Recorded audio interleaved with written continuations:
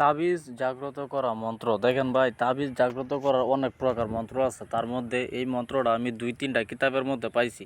তার মানে অবশ্যই এই মন্ত্রটা কাজ করে।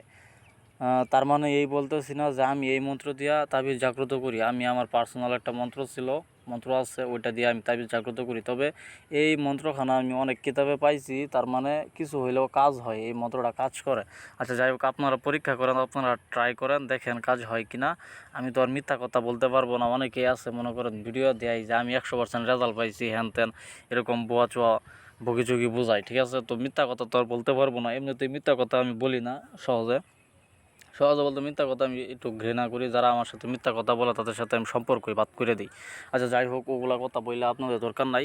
এই মন্ত্রখানা আপনি যে সময় তাবিজ লিখবেন, কোনো নকশা লিখবেন কিংবা কোনো মন্ত্র লিখবেন, তাবিজে লেখা এই মন্ত্র একবার করে পড়বেন, একটা করে ফু দিবেন, 7বার করে 7টা ফু দিবেন। তারপর ওই মন্ত্রটা কোনো কবরে অথবা শ্মশানে গাড়বেন, ঠিক আছে। কবর শ্মশান জাগ্রত করার মন্ত্র আছে, ওগুলা আমার চ্যানেলে আপলোড দেওয়া হবে শীঘ্রই, শিখে রাখবেন অবশ্যই।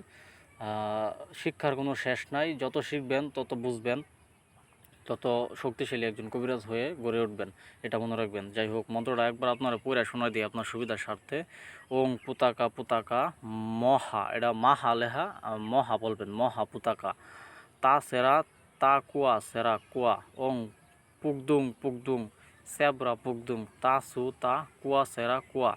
আচ্ছা যাই হোক, এই মন্ত্রটা হয়তো বা আপনার শুনে খুবই হাসি পাবে, তবে এটা হাসার কোনো কিছু না। এটা চাকমায়া মন্ত্র, চাকমায়া গারদের মন্ত্র।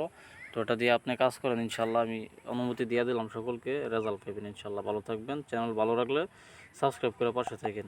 আল্লাহ হাফেজ।